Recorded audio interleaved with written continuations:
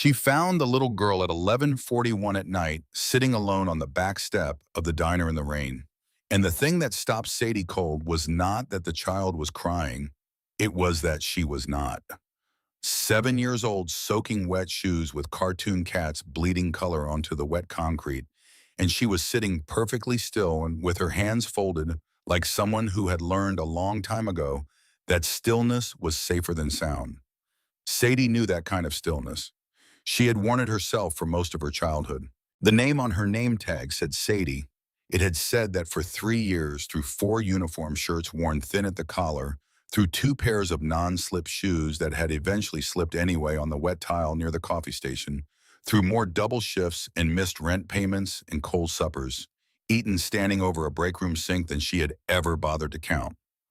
The name was not the one she had been born with. She did not think about that often. There was rarely time. The Silver Wheel Diner sat on the south edge of Medford, Oregon, at the point where Highway 62 flattened out and gave up trying to be scenic. It was the kind of place that existed in every small American city at the point where the town stopped pretending and the highway started. The parking lot was cracked asphalt patched with newer asphalt that had itself begun to crack. The sign out front had lost the second letter of silver sometime before Sadie started working there, so it read Sliver Wheel Diner Now, which she had always thought was accidentally more honest. A sliver, a thin, sharp thing, something that got under your skin and stayed there. She had started the November night shift at 11. That was the way it always worked on Tuesdays. 11 to 7 coffee and pie and the loneliness, specific to people who needed a place to exist at 2 in the morning when nowhere else was open. Truckers mostly, a few insomniacs from the apartment complex 3 blocks over. Occasionally a young couple that had been fighting and needed neutral ground. Occasionally someone who was not eating or drinking, just sitting in a booth with their hands around a mug that had gone cold, staring at something that was not in the room. Sadie understood all of those people. She had been most of them at one point or another. She was 36 years old and she was by any reasonable measure beautiful, in a way she did not know what to do with and had never particularly trusted. Her hair was dark brown and she wore it pulled back on shift, a few strands always escaping at the sides of her face, in a way that looked deliberate but was not. Her eyes were the color of creek water, in October gray-green, clear and watchful. There was a small scar at the left corner of her mouth, a crescent-shaped thing she had gotten at 14 in circumstances she no longer explained to anyone. And it was the kind of imperfection that made the rest of her face more interesting rather than less. She was 5'6" in the diner uniform, a pale blue dress with white collar, and the name tag that said Sadie fit her the way diner uniforms fit anyone, which is to say it was designed for function and had given up on anything else. She did not own a car. She rode a bicycle to work 12 minutes each way along the shoulder of Route 62. With a headlight she had duct taped to the handlebars because the bracket had broken. In November, this meant arriving cold and damp on every shift that started after dark, which was most of them. She would lock the bicycle to the condenser unit behind the kitchen, go in through the back, wash her hands, take on her apron, and start the work of the night without ceremony. Donna Walsh, who owned the Silver Wheel and had owned it for 19 years, was 58 years old and had the manner of a woman who believed that difficulty built character and had therefore decided to be as difficult as possible for the good of everyone around her. She was not a cruel woman in the way that certain people are cruel with intent and pleasure. She was something more common and in some ways harder to name. She was a woman who had worked very hard for everything she had, who had been given very little by anyone, and who had somewhere along the way confused her own suffering with a standard that everyone else was obligated to meet. She ran a tight diner. The coffee was good. The pie was made fresh. The floors were clean. And the staff, what little of it there was, operated under the understanding that Donna Walsh's approval was not something you received, only something you failed to lose for one more day. She did not like Sadie Cross particularly. This was not based on anything Sadie had done wrong at the Silver Wheel. Sadie was reliable, was never late, rarely called in sick, had a memory for regular customers, orders that bordered on eerie, and kept her station cleaner than anyone Donna had employed in the previous decade. The dislike was based on something older and less specific. It was based on what Donna knew or thought she knew about who Sadie was before she came to work at the Silver Wheel. The application had been honest. Foster care. No permanent address until age 22. An arrest at 19 for trespassing charges dropped the kind of record that told a careful reader that someone had once been very young and very alone and had made a small and understandable mistake while surviving it. Donna Walsh was a careful reader. She had hired Sadie because no one else had applied for the night shift and the night shift needed filling. She had kept her because Sadie was the best employee she had ever had. Neither of those facts had softened the original judgment. On this particular Tuesday evening in November, the first hour of the shift had gone the way most first hours went. A trucker named Dale, who came through every week on the Portland run, ate a patty melt and drank 3 cups of coffee. A woman in her 50s sat in the corner booth and ordered pone and did not eat it, just sat with her fork resting on the edge of the plate, looking out the window at the rain-dark parking lot. 2 men from the highway crew ate burgers and talked about something that had happened on a job site in Grants Pass and laughed in the loud, unself-conscious way of men who have been outside all day and are now warm and fed. At 11:37, Sadie was carrying a coffee refill to Dale when she heard Donna's voice from behind the counter, not raised, just clipped and sharp, in the way that meant something was being communicated that went beyond the words themselves. She said, "You missed a table." Sadie set the coffee pot down. She looked at the table near the window. It had been the previous customer's table left 15 minutes ago before her shift had technically started. But that was not the kind of distinction Donna Walsh entertained. She wiped it down. She did not say anything. This was a practice she had refined over 3 years, the art of the non-response to things that did not require a response. It was a skill she had learned long before the silver wheel. She had learned it at 12 in a house in Eugene, where the rule was that a child who did not speak could not say the wrong thing. She had refined it at 14 in a house in Bend, where the same principle applied, but the consequences for violating it were more physical. By the time she was an adult, silence had become so natural to her that people sometimes forgot she was in the room, which was often exactly what she needed. She wiped the table. She went back to the counter. She poured a coffee. At 11:41, she went out the back door with a bag of trash. The rain was coming down at an angle, fine and cold, the November rain in southern Oregon that does not commit to being a proper downpour, just sits in the air and makes everything slightly wetter than it needs to be. The kitchen light cast a yellow rectangle on the wet asphalt. The dumpster was at the far end of the alley that ran behind the diner, maybe 40 feet from the door. She walked it in 8 seconds, lifted the lid, dropped the bag. The lid came down with a sound like a flat note on an old piano. That was when she saw her. The girl was sitting on the concrete step at the base of the diner's rear exterior wall in the narrow strip of overhang that kept approximately 6 inches of the step dry. She was 7 years old, maybe 8. She was wearing a lavender parka with a broken zipper that had been safety pinned at the top, pink leggings with a small tear at the knee, and sneakers with cartoon cats on the sides that had been wet long enough that the cats had begun to bleed color onto the concrete. Her backpack, covered in iron-on patches and a cluster of glittery star stickers, was held on her lap like something she was protecting. She was not crying. That was the thing. In Sadie's experience, when children were scared, they cried. When they were cold, they cried. When they were alone at night in a wet parking lot behind a highway diner, they definitely cried. This child was not crying. She was sitting very still with the stillness of a child who has decided, consciously or not, that making herself smaller and quieter is the safest available option. Her chin was down. Her hands were folded around the backpack straps. Her eyes were open, watching the middle distance, waiting for something, and the expression on her face was not fear exactly, but the place just past fear. The place where fear has been present so long that the body has found a way to carry it quietly. Sadie recognized that expression. She had worn it herself in various versions across most of her childhood. She did not move quickly. She did not call out.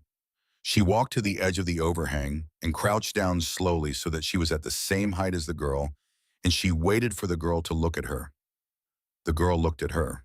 Dark eyes, a round face with a smear of dried tear track down the left cheek, old enough that the crying had happened earlier and somewhere else. A small mouth pressed into a line that was trying very hard to be composed. Sadie did not say anything immediately. She held the girl's gaze and tilted her head slightly, the way you do when you want to ask a question without words. The girl blinked. Then she said something. She said it quietly in the careful, deliberate way of a child who has been told that certain words should not be said loudly. She said, "Can I stay here for a minute, please?" Not a lost child kind of sentence. Not, "I cannot find my mom," or "I do not know where I am." "Can I stay here, please?" The please at the end carrying the specific weight of a child who has learned that please works better than nothing and has deployed it strategically. Sadie studied her. The parking lot behind the diner was empty. The highway beyond the lot made its constant low sound. The rain continued at its unhelpful angle. She reached into the front pocket of her apron and pulled out her order pad. She always had two. She tore off a clean page, took the pen from behind her ear, and wrote in clear block letters, "My name is Sadie. What is yours?" She held it out. The girl looked at the paper. Then she looked at Sadie's face. Then back at the paper. Something shifted in her expression. Something not quite relaxation, but adjacent to it. The safety pin holding her broken zipper together caught the kitchen light and threw a small point of brightness against the wall. She said, "Maya." Sadie wrote, "How long have you been out here, Maya?" The girl thought about it with the serious, concentrated look of someone doing difficult arithmetic. She said, "Since the truck stop." "I walked from there."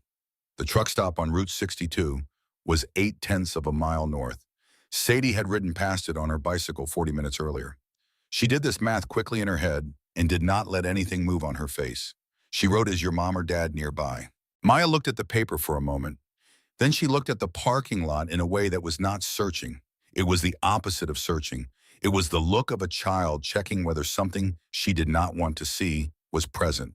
She said, "My mom is coming." She said she would come. Then after a pause, she added something.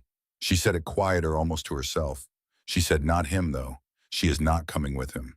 Sadie looked at the hospital bracelet still in her hand, the yellow plastic thing Maya had pulled from her backpack pocket. She looked at the parking lot behind the diner, empty in the rain. She looked at the child who was not lost, who had walked 8/10 of a mile in the dark to be somewhere other than where she had been. There was a difference between a child who had gotten separated from her mother and a child who had separated herself from someone else. And Sadie understood that difference in a way only certain people understand it from the inside. She had been at various points in her childhood both kinds of child. She knew the face of each. She wrote nothing for a moment. Then she wrote, "Do you have your mom's phone number?" Maya unzipped the front pocket of the backpack and removed the yellow plastic bracelet. A white paper tag was looped through it, and on the tag, in a child's careful handwriting, was a 10-digit phone number. Below the number in a different handwriting in adults were the words, "Carol Price," in case of emergency. Sadie looked at the bracelet. She looked at the girl. The hospital bracelet was not new. It was 2, maybe 3 days old, the edge of the paper tag beginning to soften from wear. She stood up slowly, pulled out her cell phone, a 6-year-old Samsung with a cracked corner of screen that did not affect the display, and dialed the number. It rang 4 times and went to voicemail. A woman's voice, warm and slightly breathless, asked the caller to leave a message. The voice had the quality of someone who had recorded the greeting during a good day and had not updated it since, a voice that contained energy and humor and the general forward momentum of a person who expected things to work out. Sadie said, after the tone, "My name is Sadie Cross. I am at the Silver Wheel Diner on Highway 62 in Medford. I have a little girl here named Maya who says her mom is Carol Price. She is safe. Please call this number." She hung up. She dialed again. 4 rings, voicemail. She looked at Maya, who had been watching her with an expression of focused hope. She wrote on the pad, "I left your mom a message. We will wait for her to call back. Can you come inside?" Maya looked at the back door of the diner. She looked at Sadie. She said, "Is it okay?" Sadie wrote, "I work here. It is okay." The girl stood up, held her backpack against her chest with both arms, and followed Sadie through the back door. The kitchen of the Silver Wheel was small and clean and smelled of fry oil and coffee and the industrial cleaner she had long associated with the word institutional in a way that was not unpleasant to her, because institutional had often meant warm and dry, which was already a step above several alternatives.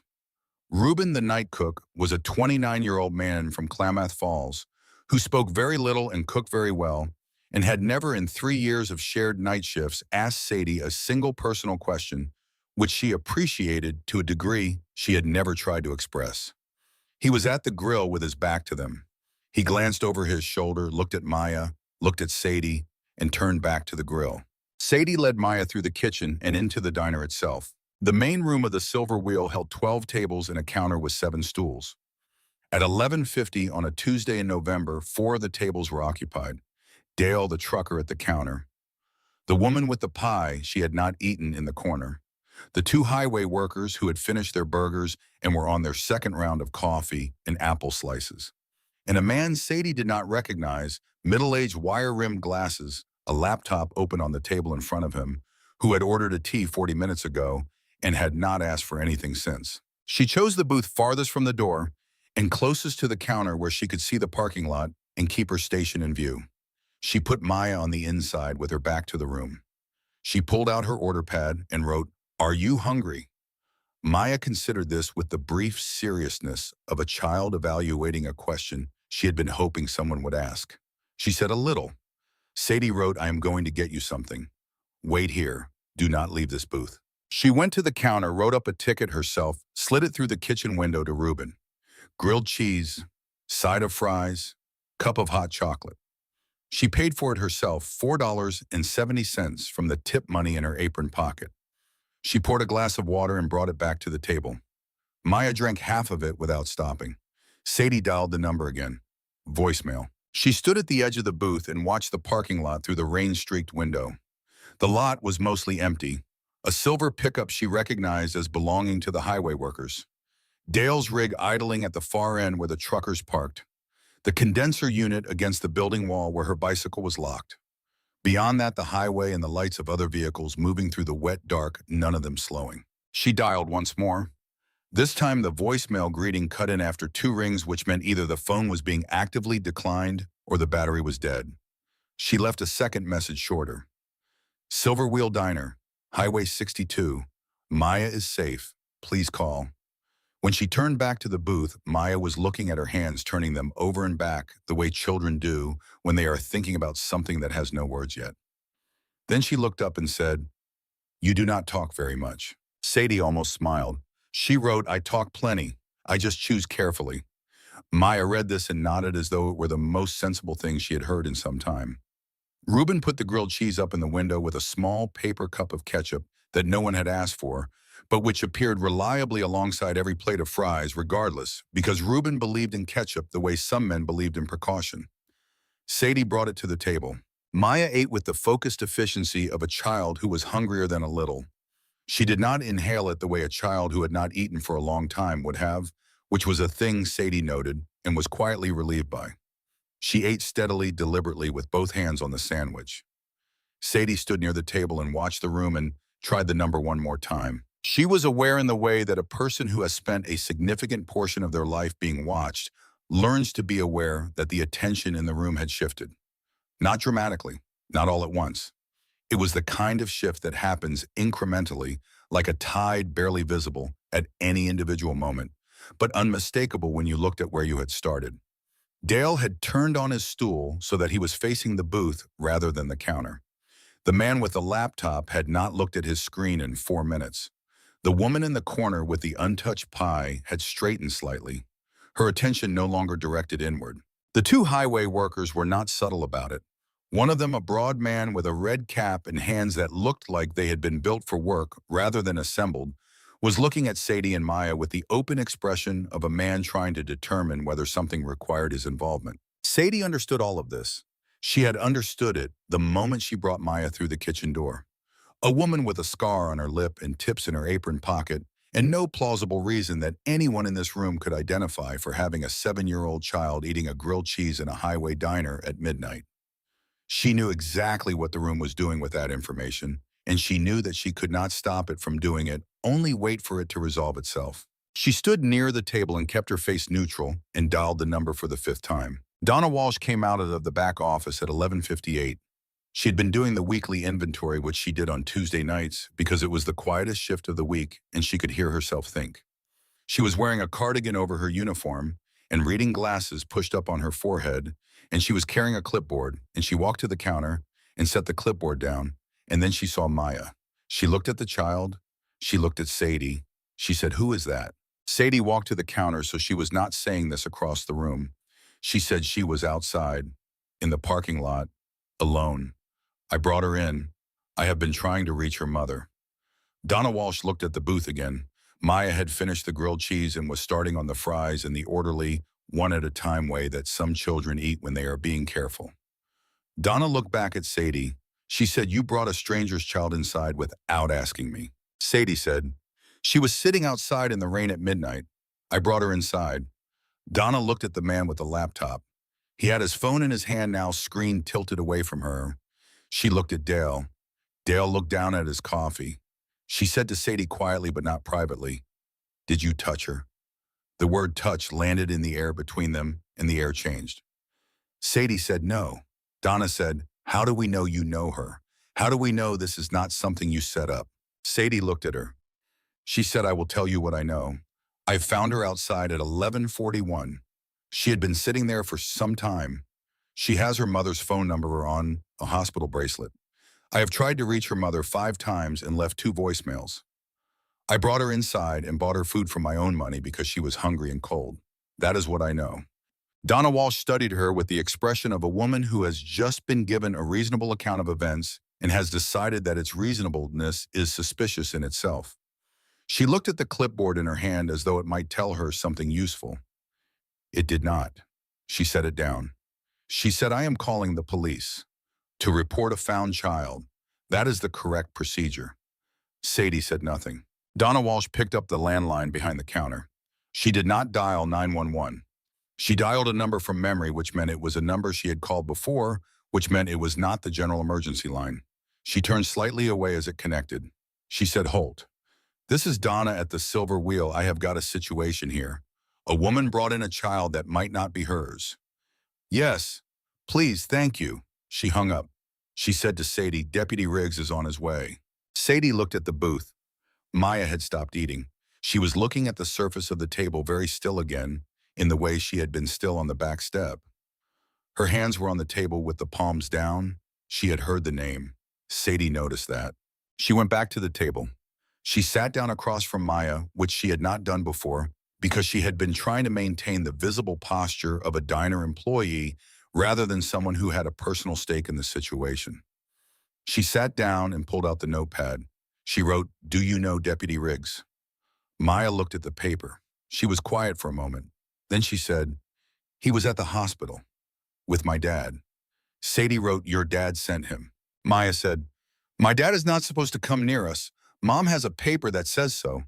Sadie kept her face still. She wrote, "Does your mom know Deputy Riggs?" Maya shook her head. She said, "Mom does not like him. She said he is a friend of my dad's from a long time ago." Sadie folded the notepad. She put the pen behind her ear. She looked at the window. The parking lot was still empty. The highway beyond it continued to move in both directions, indifferent to the specific weight of the moment collecting inside the Silver Wheel diner. She tried Carol Price's number one more time. It rang once, twice, and on the third ring it picked up. Not to voicemail, to breathing. A woman's voice came through the line, already moving, already in motion, the way voices sound when the person is doing 2 things at once, and both of them are urgent. The woman said, do you have my daughter? Please tell me you have Maya." Sadie said, "I have her. She is safe. She is eating. We are at the Silver Wheel Diner on Highway 62. The sound that came through the phone then was not a word. It was the sound of a person who has been holding something very heavy for a long time and has just been told they can put it down. A breath going out in a rush. Something underneath it that was not quite a sob, just the physical echo of one. The woman said, "I am coming. I am in my car right now. I am 22 minutes away. Please do not let her leave with anyone. Please. I need you to hear me say that. Do not let her leave with anyone who is not me." Sadie said, "I hear you." She ended the call. She wrote on the notepad, "Your mom is coming, 22 minutes. Maya read it. Her shoulders came down. Her hands relaxed on the table surface. She picked up the cup of hot chocolate that had been sitting untouched and drank from it, and the first real expression of uncomplicated relief crossed her face, brief and bright as a match being struck. She said, "She sounds nice." The woman with the notepad. Sadie looked at her. She said, "Your mom said that." Maya said, "No. She said that about you." The door of the silver wheel opened at 12:11. Deputy Holt Riggs was 45 years old and built in the way of men who had once been athletic and had since become simply large. He wore his uniform well, the way men who value institutional authority wear uniforms, like the fabric itself confers something. His hair was dark brown, going gray at the temples, and cut short. He was not a man who looked threatening in any individual way. He looked instead like the assembled total of every small authority that had ever existed in a small Oregon town, the kind of face that had approved things and denied things and been deferred to, not because of any particular quality, but because the uniform said to defer. He stepped inside and looked around the room with the practiced efficiency of someone who had done this many times, cataloged the space, identified the relevant parties. He looked at Donna Walsh behind the counter. He looked at Sadie standing near the booth. He looked at Maya in the booth. And in the first 2 seconds before he moved toward anyone, before he spoke, before he did anything that could be described as a response, he looked at the room. Not at the child who might be missing, at the room, at who was watching. The man with the laptop had his screen down. Dale was on his stool. The highway workers were looking at their table. The woman in the corner had not moved. Riggs looked at the room with the eyes of a person deciding how much of it will later need to be managed, and that look lasted no more than 3 seconds, and then it was replaced by the practiced, professional expression of a deputy responding to a reported situation, and he walked toward the counter. He did not go to Maya. Sadie stood between the counter and the booth and watched him walk past the table where a 7-year-old girl was sitting alone, and she felt something cold move through her that had nothing to do with the November rain she had not fully dried off from. Riggs said to Donna, "You called about a found child." Donna said, "That woman brought in a child. We do not know if she knows her." Riggs looked at Sadie. He said, "Can you tell me your name and your relationship to the child, please?" Sadie said, "My name is Sadie Cross. I am the night shift waitress here. I found her outside in the parking lot at 11:41. I have been in contact with her mother. The mother is 20 minutes out." Riggs looked at the booth. Maya was watching him. She had gone very still again.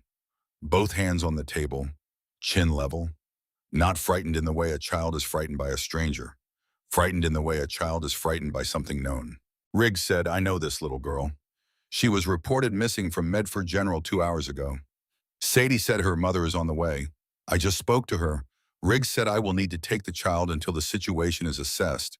Standard procedure for a missing child report." He said standard procedure, the way people say words that are not meant to be examined, meant to be accepted by their authority alone. Sadie said, "Her mother said specifically that the child should not leave with anyone who is not her. I spoke to her 8 minutes ago. She is 20 minutes out."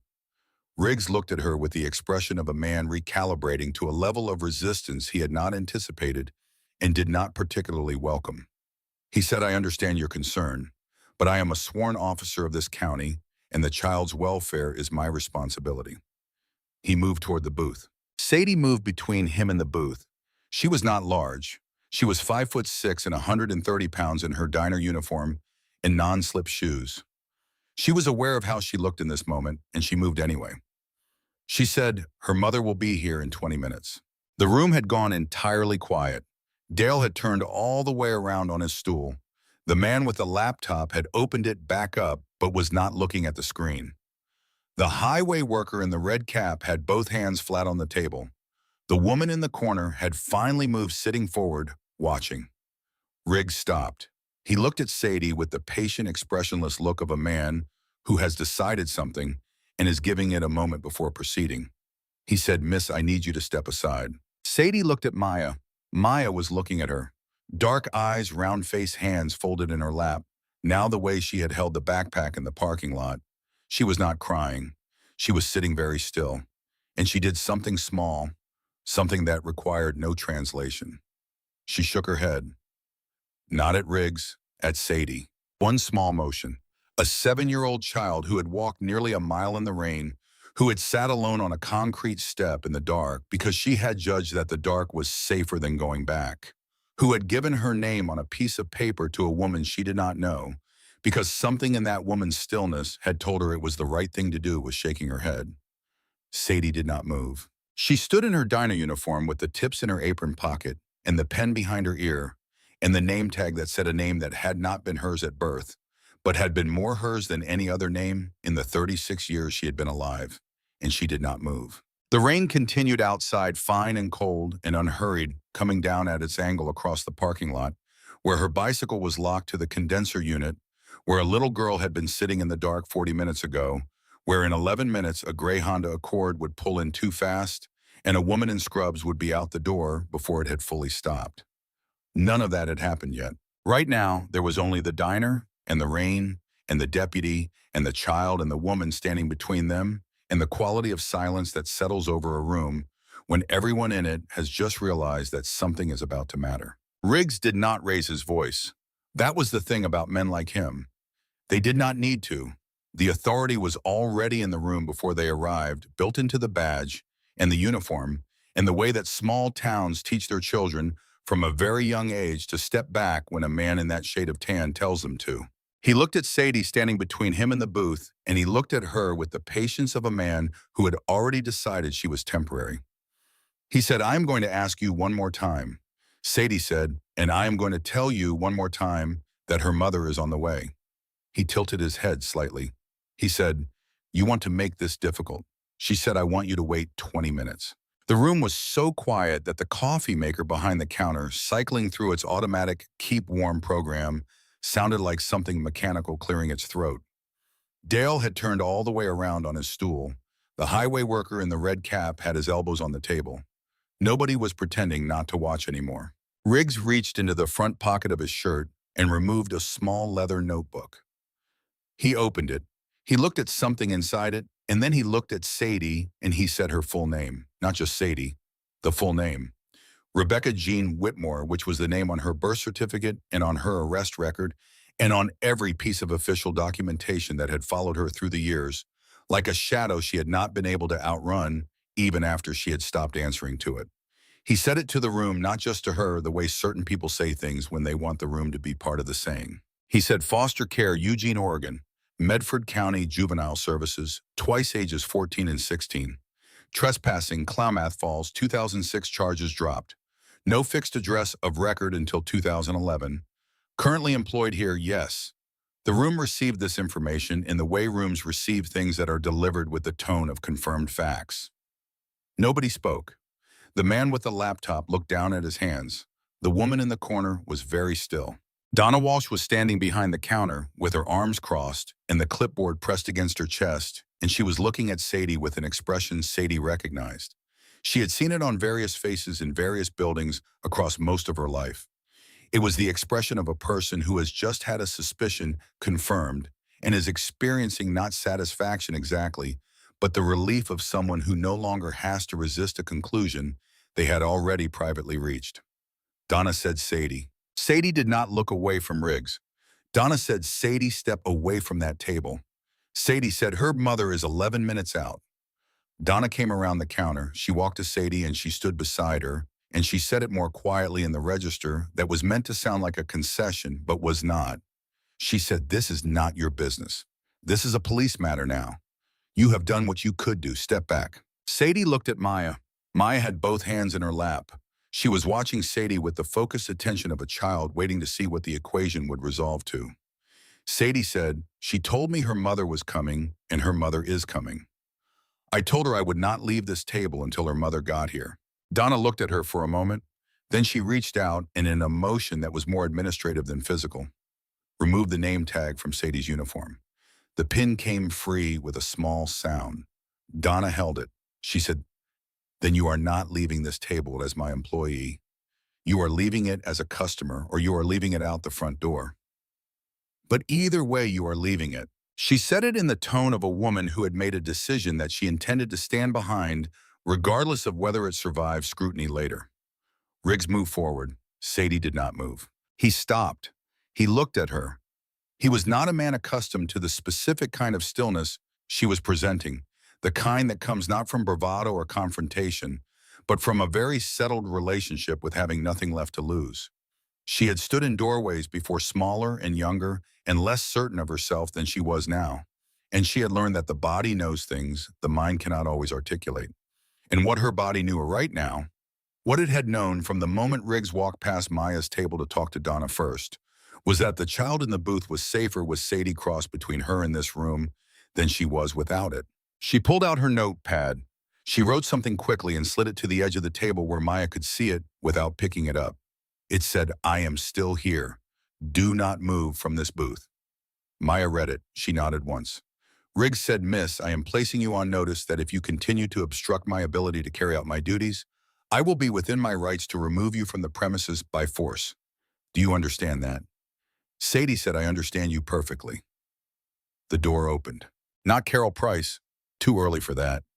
A man came in from the parking lot, 30s wool jacket damp at the shoulders, the compact energy of someone who has been out in the rain and is mildly annoyed about it.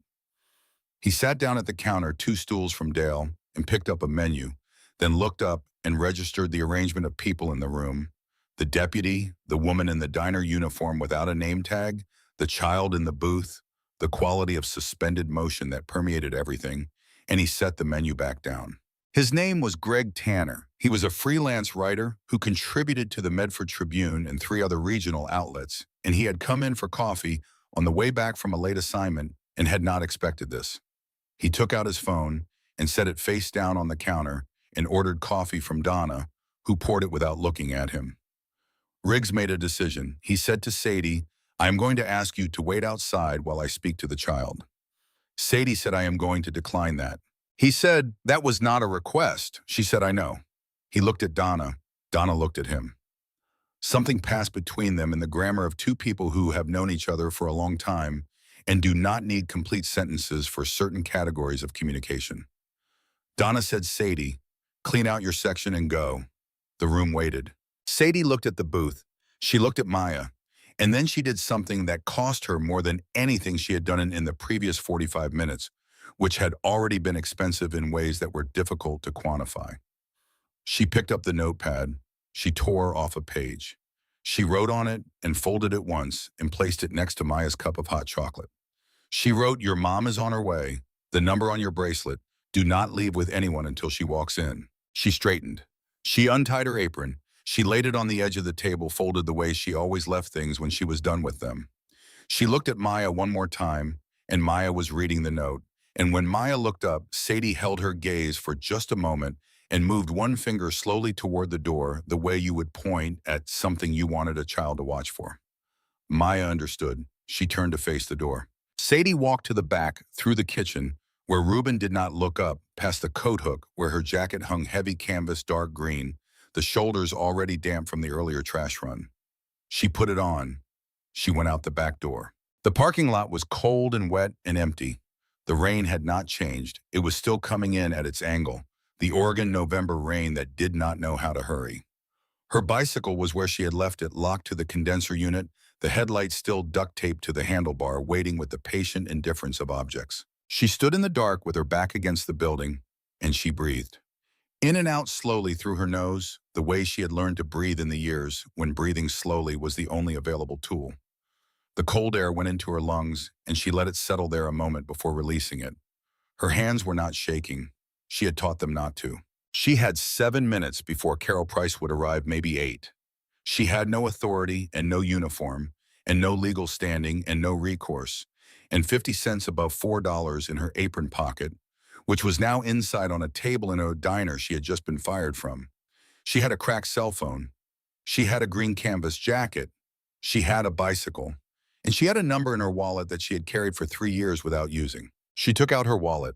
It was a thin thing, brown leather worn at the corners, the kind of wallet that does not expand because there is rarely enough in it to require expansion. Behind the library card and the folded-up bus schedule she kept because she still instinctively tracked escape routes, there was a small rectangle of white paper folded twice the edges, gone soft from time. She unfolded it. The number was written in blue ink in a large blocky hand, the hand of a man who did not write in small, careful letters because he had never needed to. Below the number it said, "Call if you need." 3 words, no conditions attached to them, no expiration date, just 3 words and a number and a handwriting that meant something specific about the kind of man who had written it. She dialed. It rang twice. The voice that answered was low and unhurried, the voice of a man who answers the phone the same way at noon and at midnight and at whatever hour this was, because the hour is not the point. The point is who is calling and what they need. He said, Sadie. She said, I need help. I have a little girl inside that diner who is about to be taken somewhere she should not go by a man who has no right to take her. Her mother is 8 minutes out. I got fired and put outside. I need someone to walk through that door. There was a brief silence. Not the silence of a person deciding. The silence of a person who has already decided and is simply completing the breath before speaking. He said, where? She said, Silver Wheel, Highway 62, south end of Medford. He said, sit tight. He hung up. She put the phone in her pocket. She walked to the front corner of the building where the overhang extended far enough to keep the rain off, and she stood where she could see the front door of the diner and the parking lot and the highway beyond it. She could see through the front window. The lights were bright inside. She could see the back of Maya's head in the booth, the lavender parka, the backpack on the seat beside her. She could see Riggs standing near the table. He was not sitting down. He had not sat across from Maya and spoken to her the way a person who intended to help a child would have sat across from her.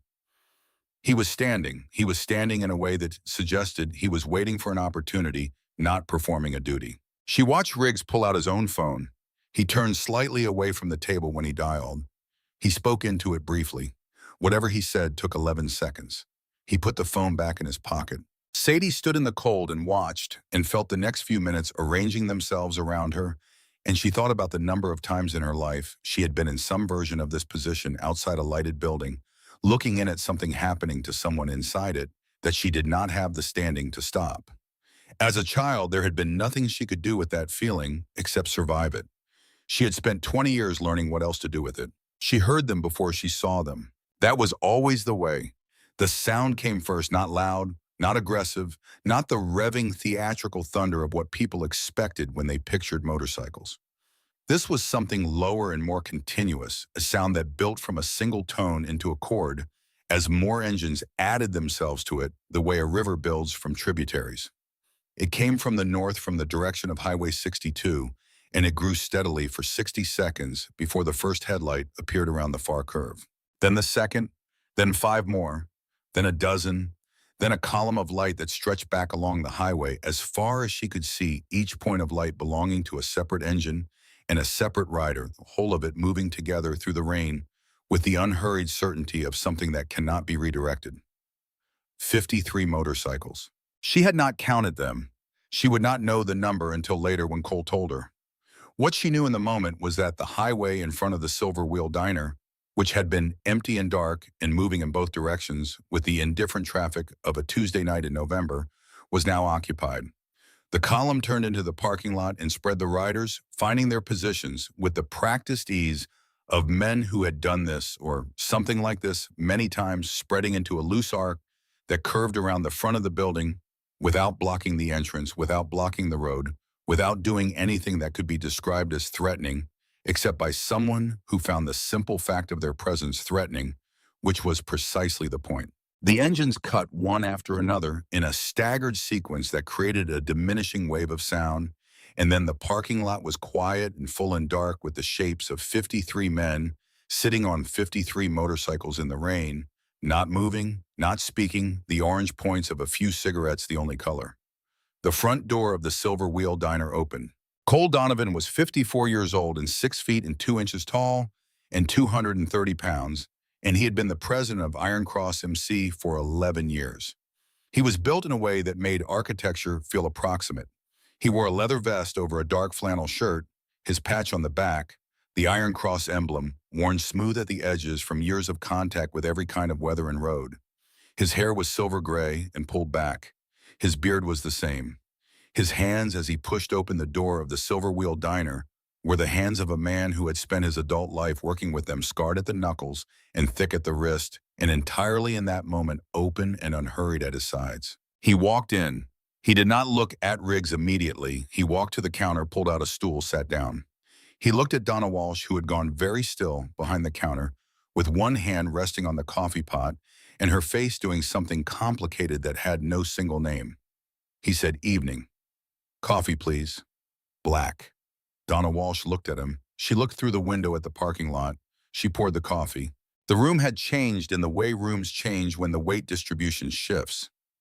Dale was on his stool watching with the expression of a man who has seen many things on many highways and is filing this in a category by itself.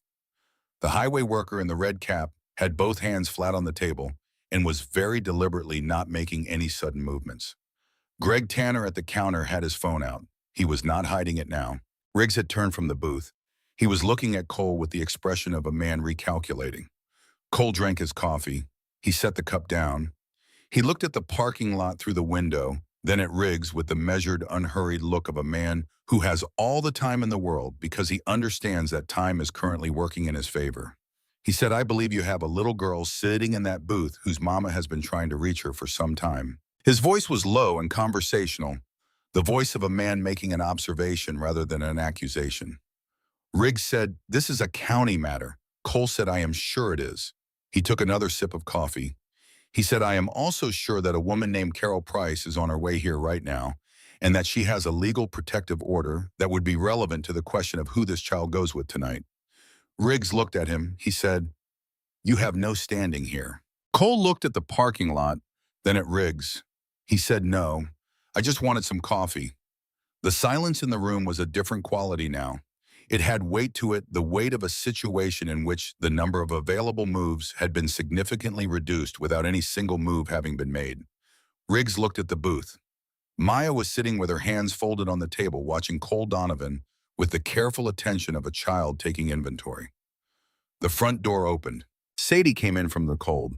She walked in the way she always walked, not hurrying, not performing anything, just moving at the pace of a woman who has decided where she is going and is going there. She was wet at the shoulders from the rain. Her green canvas jacket was dark at the collar. She walked past Riggs without looking at him, and she went to the booth, and she sat down across from Maya, and she looked at the little girl. Maya looked back at her. She said, "You came back." Sadie said, "I told you I would be here." It was the most she had said in one continuous sequence all night, and the simplicity of it. 4 words of promise kept sat in the diner air, the way simple, true things sit when they follow a long and complicated period of other things. Cole did not look at Sadie. He did not acknowledge her presence with any visible gesture. He simply finished his coffee, set the cup down, and said to Donna Walsh, "I would like another if you do not mind." Donna poured it. Her hand was not entirely steady. Riggs had taken his phone out. He was looking at the screen. Whatever he was reading on it or whatever he was calculating was taking longer than expected. He looked at the window again. 53 motorcycles in a parking lot in the rain. He had called someone after Maya. Sadie had watched him make that call. 11 seconds. Whatever instruction had come back to him through that call was now encountering the specific problem of 53 witnesses and a man who had asked for nothing more threatening than black coffee. Greg Tanner at the counter had his phone on the surface in front of him, and he was looking at it and looking at the booth and looking at the parking lot. And Sadie could see in his expression the internal negotiation of a person who came in for one thing and found another thing entirely, and is trying to decide what his responsibility to that other thing is. She did not think about him. She thought about the window. She had been watching the window since she sat down.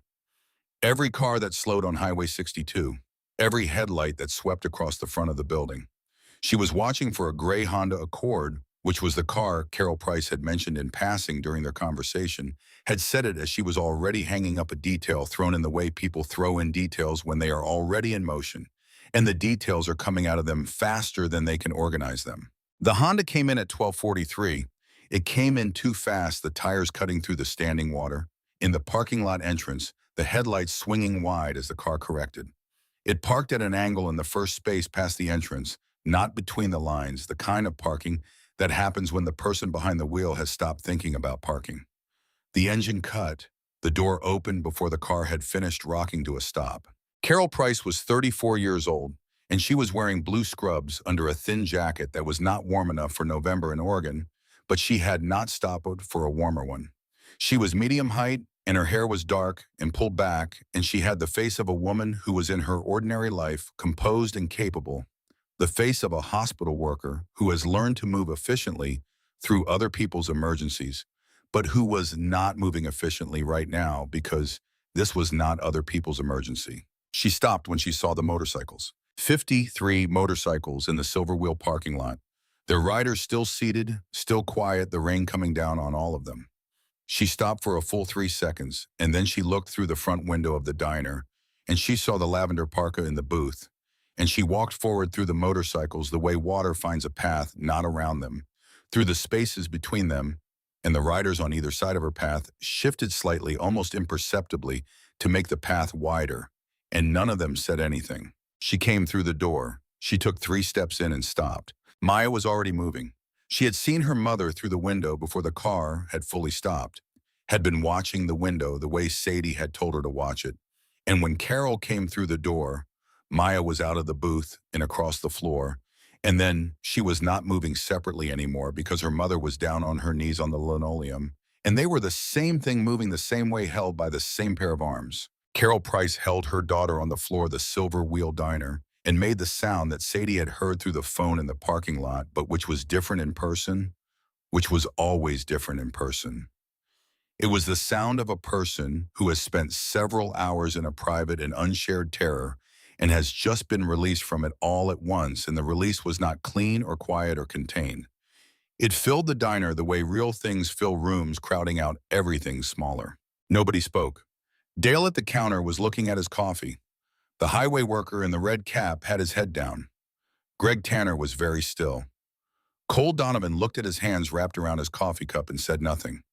Sadie sat in the booth and looked at the window and let the moment have its proper space. Carol pulled back. She looked at Maya's face. She moved her hands over Maya's hair and her cheeks and her arms in the rapid, comprehensive way of a mother, making sure that everything is still present and intact. She said something low and fierce into her daughter's hair that Sadie could not hear. Maya nodded against her shoulder. Then Maya did something. She pulled back slightly. She turned. She looked at Sadie in the booth. She walked to Sadie first. She walked across the space between them, and she put both arms around Sadie's neck, the way children hold on to things they mean to hold on to completely, without reservation, with the full unself-conscious weight of a 7-year-old who has decided that this person is one of her people and is communicating that through the only language adequate to the feeling. Sadie sat very still. Her arms came up and she held the girl for a moment, just a moment, the way you hold something that is not yours to keep, but is yours to protect. And she felt the small, specific weight of her, the warmth of the lavender parka, the faint smell of the grilled cheese in the rain, and the smell of a child who has been scared and is now safe, which is different from any other smell in the world. Then Maya let go and went back to her mother and Carol. Price looked across the room at Sadie Cross. She stood up. She had her daughter's hand held at the wrist close. She walked towards Sadie. Her eyes were red from crying and very clear, the way eyes are after crying when the person is done with the emotional part and has moved into the afterward. She looked at Sadie the full way. Not the quick assessment, not the sweep that catches the surface and stops. She looked at the scar at the corner of the mouth and the dark eyes and the wet shoulders of the green canvas jacket and the woman sitting in the booth of a diner she had just been fired from with her hands quiet on the table. Then she reached out and she put her hand on Sadie's hand. Just her hand covering the back of Sadie's hand, a simple and direct gesture. She said you kept her safe. Sadie said she kept herself safe mostly. She made every right decision before I got there. Carol looked at Maya. Maya was leaning against her mother's side with her backpack on, already reclaimed from the booth, the star stickers catching the diner light. She said she is like that. Riggs had not moved from his position near the table. He was looking at the scene with the expression of a man whose operational window had closed without his having gone through it, and who was now recalculating what that meant for everything downstream of this moment. He looked at Cole at the counter. Cole was finishing his second coffee. He looked at the parking lot, 53 motorcycles. Carol Price looked at him. She opened the front pocket of her jacket and removed a folded piece of paper. She unfolded it and held it so that it was visible. She said, I have a protective order. If you are the Deputy Riggs that my attorney has mentioned in the context of my ex-husband's prior attempts to contact my daughter, then I want to be very clear about what this document says. She said it in the voice of a woman who has spent several years being pushed and has reached the place where being pushed no longer produces the expected result. Even and quiet, and completely without give. Riggs looked at the paper. He looked at Cole. He looked at Greg Tanner, who now had his phone screen lit on the counter and was looking at it and looking at the room. He said, "Mrs. Price, I was responding to a report of a missing child." She said, "My daughter is not missing. She is standing right here." He looked around the room. The room looked back at him with the collective expression of people who have been watching something long enough to have formed a view of it and are simply waiting for it to conclude. He took his hat off. He put it back on. He said, "I am glad the situation resolved itself." He walked to the door. He opened it. The night and the rain and the 53 motorcycles were outside. He walked through them, and the riders on either side of the path made no movement and no sound, and his cruiser started and pulled out of the lot and turned south on Highway 62 and was gone. The room breathed. Cole Donovan set down his coffee cup. He reached into his vest and left a $10 bill on the counter folded once. He stood up from the stool and walked to the door and paused and looked at Sadie.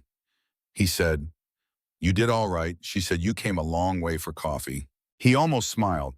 It was the same almost smile she had seen 3 years earlier when he had shown up at the parking lot of the Klamath Falls Housing Authority at 7 in the morning with a pickup truck and 2 members of his chapter, and had helped her move everything she owned, which had fit in 3 boxes and a duffel bag, to a room in Medford that she had found online and paid the first month on by selling her last piece of jewelry. He had not asked her to explain anything that morning. He had showed up and helped her move and said good luck and left. He said it the same way now, walking toward the door. "Good luck." He went out into the rain.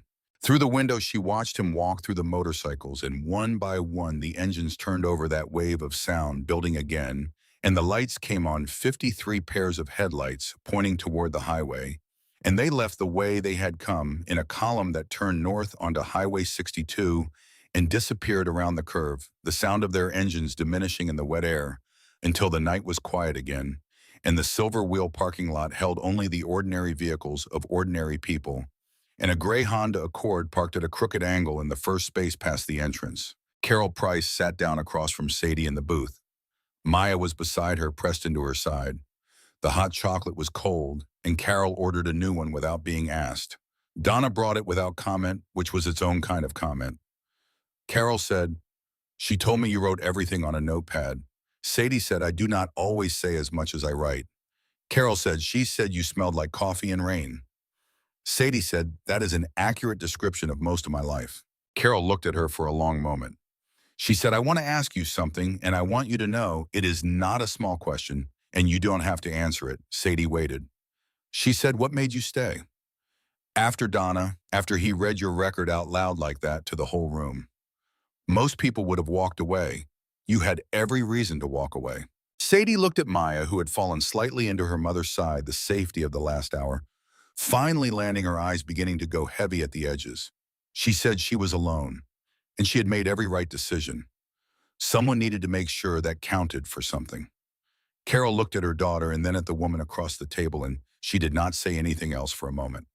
Then she said, "How long have you worked here?" Sadie said, "I did until about an hour ago." Carol looked at the counter where Donna Walsh was wiping down the surface with a cloth and not looking at the booth. She said, "I am sorry." Sadie said, "Do not be. It was a night shift." Greg Tanner was still at the counter. He had not spoken during any of the preceding activity, had sat with his coffee and his phone and watched everything with the focused attention of a person who cannot turn off the part of his brain that catalogs and files and waits to see how things resolve. He was looking at Sadie now, and she felt the look, the quality of a gaze that is deciding something. She looked at him directly. She did not look away. He did not either.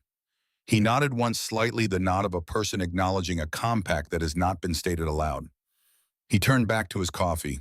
He picked up his phone. He looked at it for a long moment. He put it back in his jacket pocket, face down.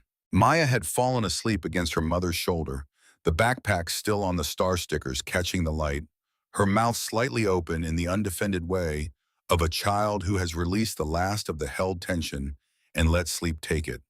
Her sneakers, the cartoon cat ones, had dried unevenly, so that one cat was still visible, and one had become a pale suggestion of itself, as if it had been traveling through weather too and had arrived tired. Carol looked at her daughter sleeping and looked at the window and the wet parking lot beyond it, and she said, I have been trying to figure out how to leave him for 4 years. Every time I thought I had a way out, there was something in the way. The protective order was 6 months ago. I thought that was finally the line, you know. That was the thing that was going to hold. She paused. She said, and then tonight. Sadie said, the line held. She is right here. Carol looked at her. She said that quietly and without decoration, and it landed the way quiet, true things land without fanfare, just as weight. She said, you are going to need it. Sadie said, I will find something. Carol said, Medford General has an open housekeeping position on the night shift. I know the floor supervisor. The pay is not much, but the benefits are real, and nobody is going to read your file out loud in front of a room full of people. Sadie looked at her. Carol said, you do not have to say anything right now. I am just saying it. She reached into the pocket of her scrubs and took out a card. She set it on the table between them. The card was simple name and number and title, and it had the corner bent from living in a pocket, the way useful things develop wear from being used. Sadie looked at the card. She did not pick it up yet. She let it sit between them on the table next to the cold coffee and the empty hot chocolate cup and the notepad with its pages of block-printed letters, and she let the weight of the night, the whole accumulated weight of it, settle around her, the way sediment settles at the bottom of a river after everything moving has finally slowed. Maya made a small sound in her sleep, something contented and conclusive, the sound of a child at the bottom of a dream. Sadie picked up the card. The Silver Wheel Diner looked different at 2 in the morning after everything had left it. Carol Price had taken Maya out to the Honda at 118, the girl still half asleep, the backpack riding up on her small shoulders because the straps had never been adjusted for sleeping posture. Carol had paused at the door and looked back at Sadie at the booth and said she would be in touch. Said it the way people say things they actually mean, with weight behind the words, rather than just the social form of them. Then she had taken her daughter out into the Oregon night and driven away, and the parking lot had been ordinary again. Just wet asphalt under a yellow light with a few unremarkable vehicles in the condenser unit where a bicycle was locked. Dale had paid his check and left sometime during the middle of it all, sliding off his stool and leaving exact change on the counter in the quiet way of a man who understood that this was not his story and that his continued presence in it was neither required nor appropriate. The highway workers had gone before that. The woman in the corner with the untouched pea had left her pie and a $5 bill and departed without speaking to anyone. Greg Tanner had been the last customer. He had finished his coffee and ordered another, and finished that one too, and at 1:40 he had put on his wool jacket and left a generous tip and walked to the door. He had stopped there, hand on the push bar, and looked back at Sadie in the booth, and he had said, I am going to write the real story. She had looked at him. He had said, I want you to know that, whatever you think about it. She had said, write what you saw. He had pushed through the door, and the night had taken him. Donna Walsh had moved through the subsequent quiet with the efficiency of a woman performing familiar tasks in order to have something to do with her hands. She cleared tables. She wiped down the counter. She turned the coffee maker to its overnight setting. She went to the back, and Sadie could hear the clipboard and the inventory and the sound of a woman in a room with her own thoughts, which was a sound with texture to it tonight. Reuben had put his head through the kitchen window at 1:30 and looked at Sadie in the booth and said, I saved you a plate. You should eat something. She had gone to the window and taken the plate. Scrambled eggs and toast made with more care than was strictly required by the transaction. She had eaten standing at the pass-through window, and he had not said anything else, and neither had she, and it was the most comfortable conversation she had had in the diner in 3 years. She was at the counter drinking the last of the night coffee, which was not good coffee, but was hot and present when Donna came out of the back office at 2:12. She was not carrying the clipboard anymore. She stood at the end of the counter and she looked at Sadie, and she did not say anything immediately, which was unusual because Donna Walsh generally had words ready before she needed them. She said, you still here? Sadie said, waiting for the rain to slow down before I ride home. Donna moved down the counter and refilled Sadie's cup without being asked, which in 3 years of working for her she had never done before. She set the pot down. She did not move away. She said, I have been doing this for 19 years. Sadie waited. She said, I have had 41 employees in 19 years. Some of them were here for a week, some of them for years. And in 19 years, I have never had a situation like tonight. Sadie said nothing. Donna looked at her hands on the counter. She said, when Holt called and said he was coming, I thought I was doing the right thing. I thought the right thing was the procedure. Call the authority, let the authority handle it. That is what I was taught. That is what I have always done. Sadie said, most people were taught that. Donna looked at her. She said most people were not wrong in the same specific way I was wrong tonight. She reached into the pocket of her cardigan. She put Sadie's name tag on the counter between them. The pin was back in it, refastened. It sat there under the counter lights, white plastic, the name Sadie, in the small black font the uniform supplier had used for 100 identical tags across 100 identical diners on 100 identical highways. She said I should not have read what I read. Out loud, the way I read it, Sadie looked at the name tag. Donna said Holt Riggs has come in here twice a week for 11 years. I thought I knew what kind of man he was. I think I knew exactly what kind of man he was and chose not to look at it because it was easier not to look. There are people in every small town who make it easy to look the other way. He was one of those people, and I let him be.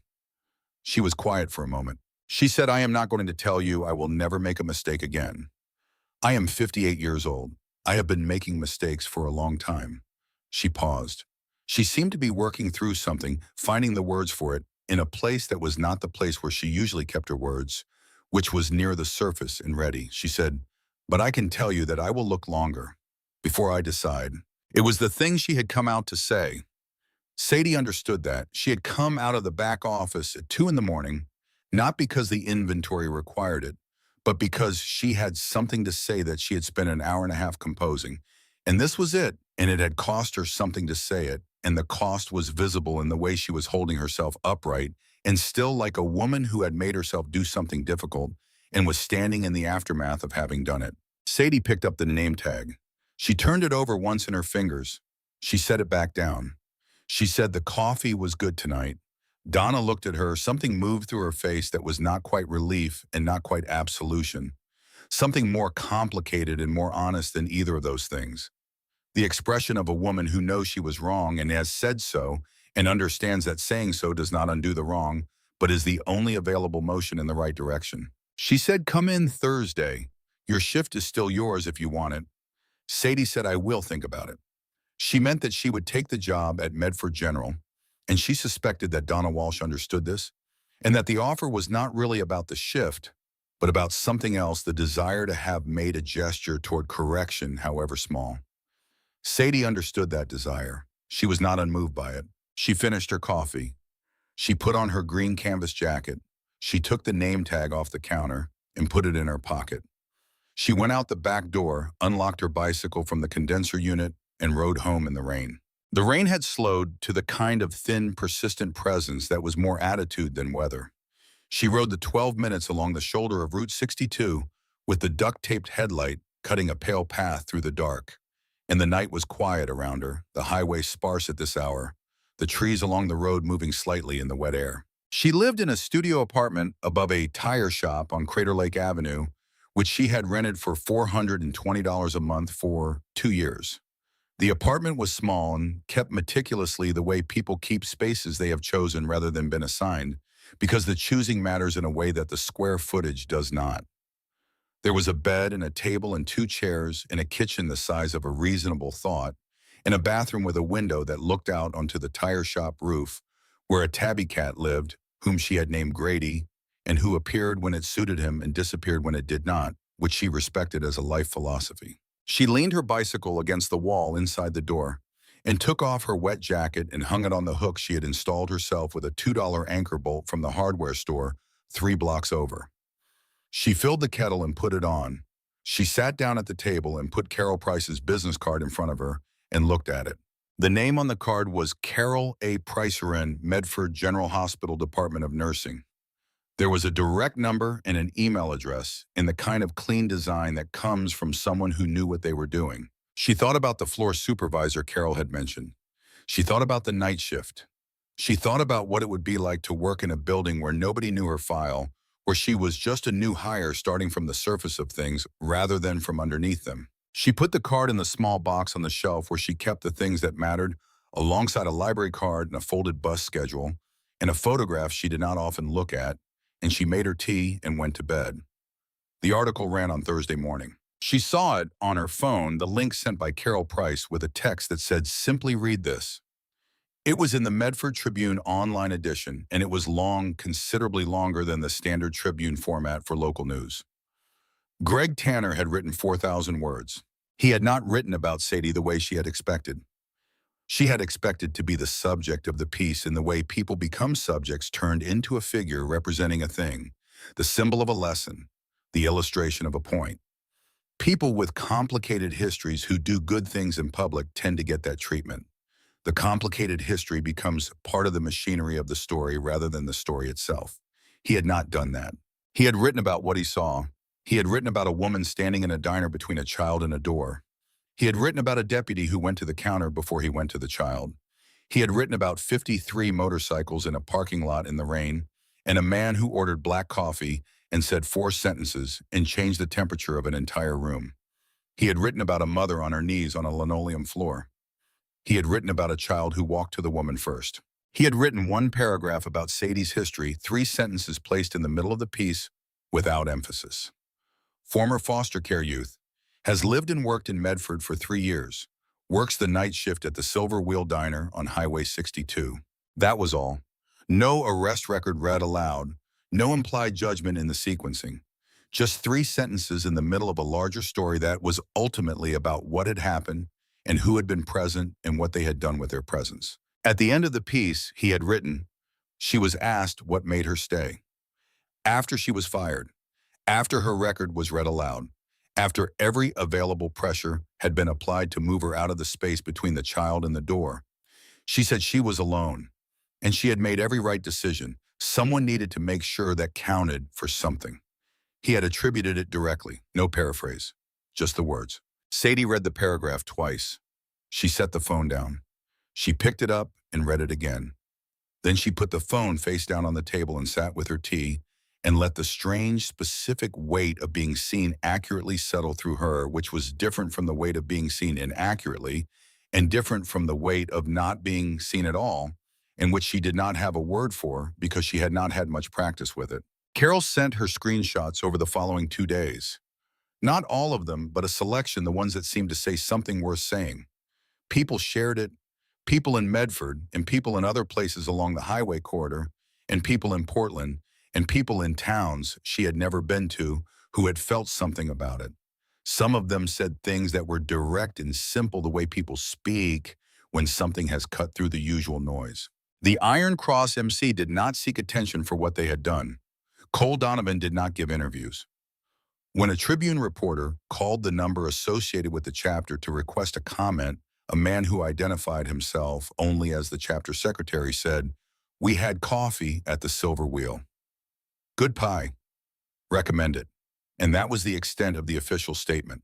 The comment was quoted in a follow-up piece and became somewhat improbably the most shared line of the entire affair. Sadie learned about Deputy Holt Riggs in pieces the way you learn about institutional failures through fragments and implications rather than clear direct acknowledgments.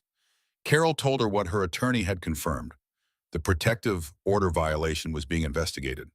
The circumstances of Maya's removal from Medford General, which had occurred without a court order or parental consent, had been referred to the county sheriff's office for review. The man whose call Riggs had made in the diner, the 11-second call she had watched him make with his back turned to Maya's table, was the attorney of record for Maya's father, which was a data point that, once placed in context with everything else, assembled itself into a picture that required no interpretation. The process would take time. These things always took time.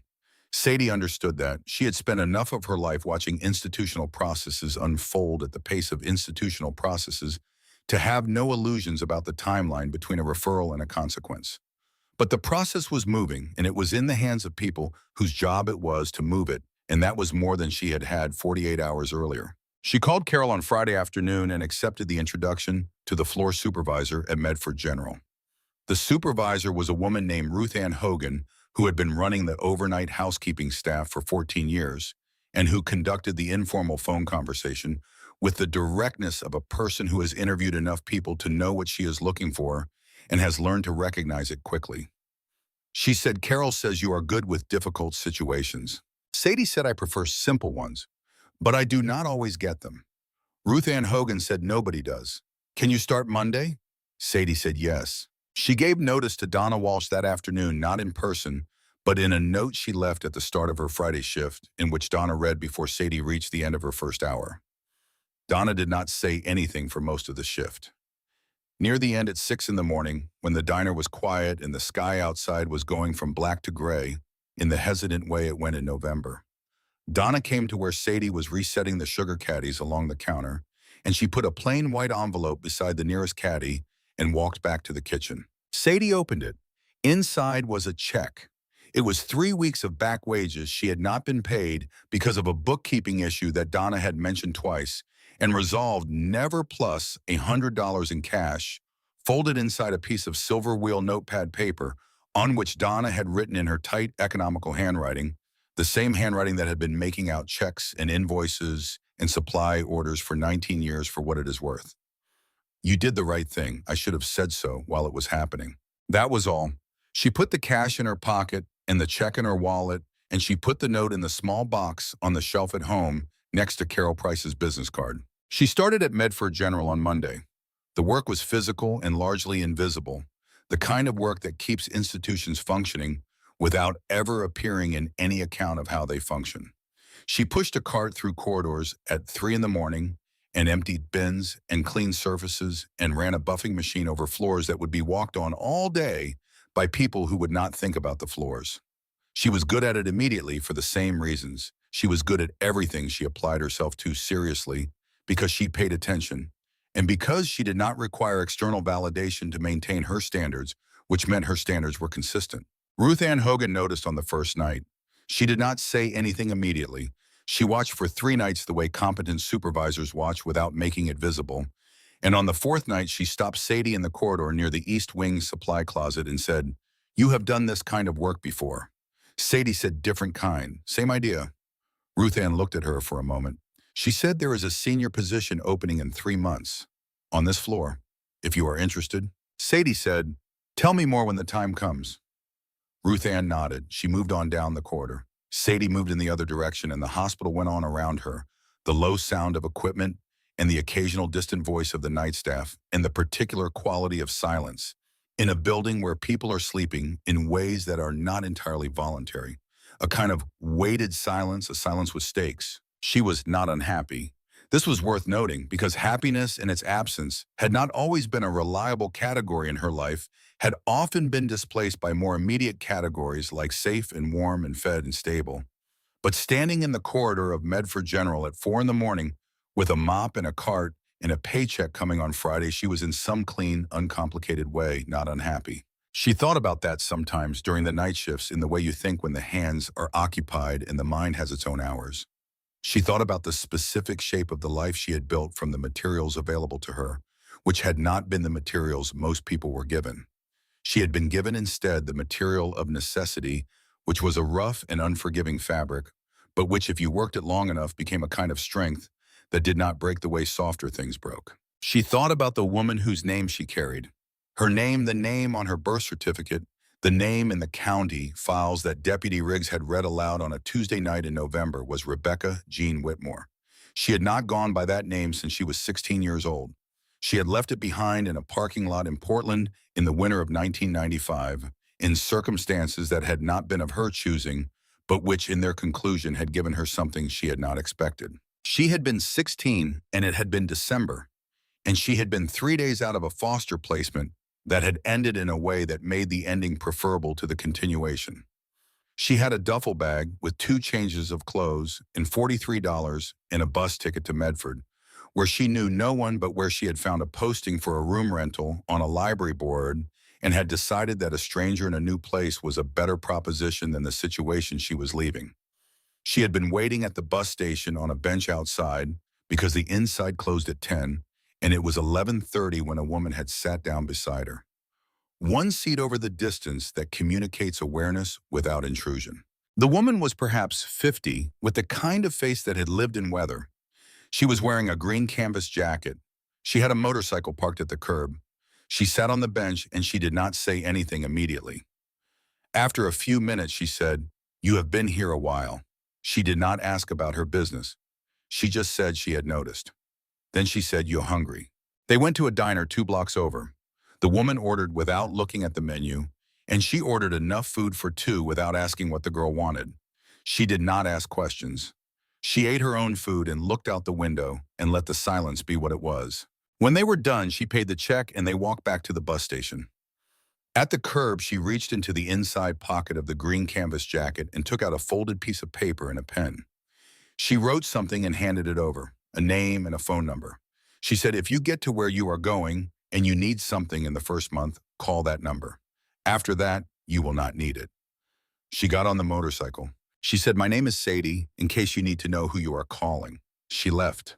Rebecca Jean Whitmore had stood on the curb in Portland with a piece of paper in her hand and looked at the name on it and at the motorcycle receding into the night, and she had made a decision so quiet it barely felt like a decision at all. She found a thing that fit, and she kept it. She had never called the number because the woman had been right. By the end of the first month, she had a ball and a room and a way forward. She had kept the piece of paper anyway. She had carried the name the same way. She was thinking about this on a Wednesday night in early December, 3 weeks after the night at the Silver Wheel, standing in the hospital corridor with her card at 4 in the morning when her phone buzzed in her pocket. It was from Carol Price. The text said, "Maya has something she wants you to know. Are you at work? Can I send a voice message?" Sadie typed back, "Yes, send it." Send. The voice message was 47 seconds long. She could hear the background sounds of a house at night, the acoustic of a small room, a lamp on something quiet. Then Maya's voice, very clear with the deliberate, careful enunciation of a child who has been told she is recording something and wants to do it properly. She said, "Hi, Sadie. It is Maya. I wanted to tell you something. I got a new stuffed dog at the store with my mom. She is brown and white, and she has very soft ears. I named her Sadie. My mom said that was okay. I wanted you to know that because I thought you should know that her name is Sadie. She sleeps next to me. Okay, bye." There was a small pause at the end. Then Maya added the formality of the recording apparently concluded and her natural register reasserting itself. She says hi, too. I know that is a weird thing to say about a stuffed dog, but she does. The recording ended. Sadie stood in the corridor of Medford General at 4 in the morning and listened to it twice. She stood very still, the way she was good at standing still, with her hand around the phone and the card at her side, in the clean, empty corridor stretching in both directions, and she let the 47 seconds move through her.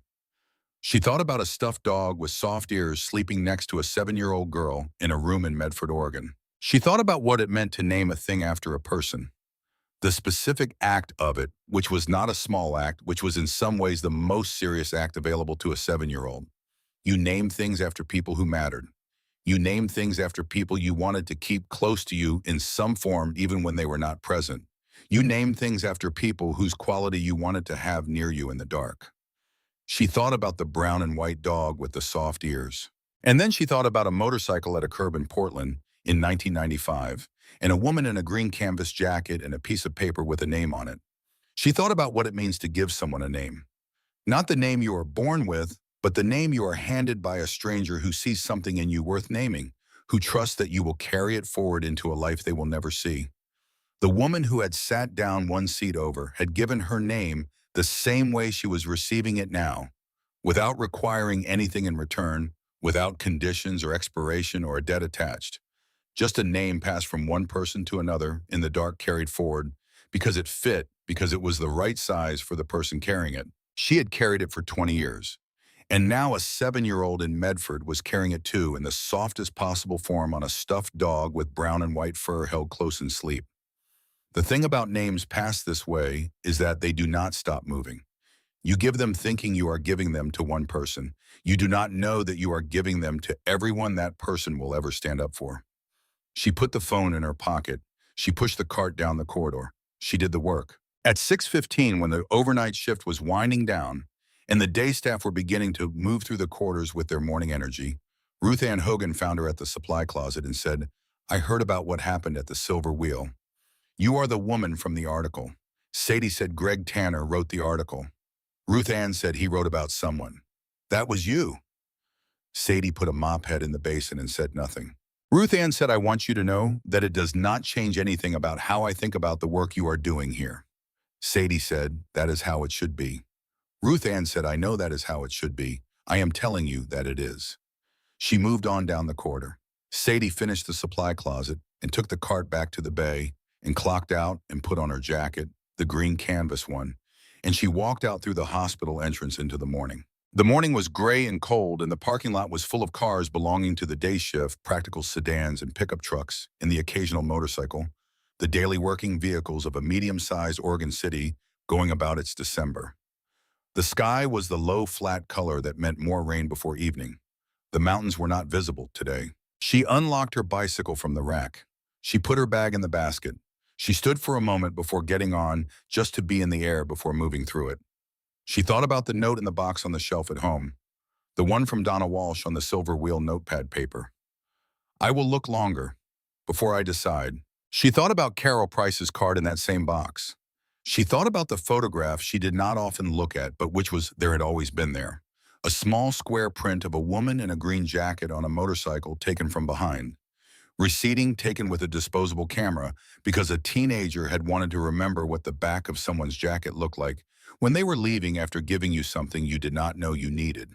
She thought about Cole Donovan on a stool at a diner counter at 1 in the morning, ordering black coffee and saying 4 sentences that changed the weight of a room.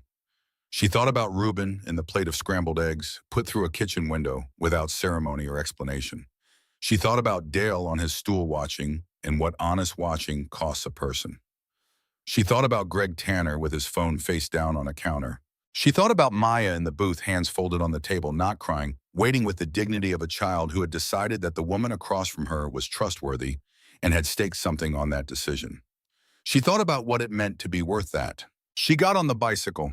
She rode out of the hospital parking lot and onto the road that led back through Medford toward Crater Lake Avenue, the headlight cutting through the gray morning air, the December cold coming off the asphalt in a way she felt through her jacket and did not mind. She passed the corner where the elementary school was, which would not open for another 2 hours, the playground equipment wet and empty in the early morning. She passed the tire shop whose roof was where Grady the cat lived. She turned onto Crater Lake Avenue. She locked the bicycle inside the door. She put the kettle on. She sat down at the table. She opened Carol's contact and typed a message. It said, tell Maya that her dog sounds like a very good dog and she has excellent taste in names. Tell her Sadie says hello back. She sent it. She made her tea. She sat at the table in the small apartment above the tire shop in Medford, Oregon, in the gray December morning, and she drank it while it was hot, which was a small and specific pleasure that she had learned to take seriously, the way you learn to take seriously the small pleasures that are reliably available to you because they are the ones that hold. There was a sound from above, from the roof. Grady dropping down from somewhere onto the flat section above the bathroom window doing his survey of the morning territory. She heard him cross the roof and settle.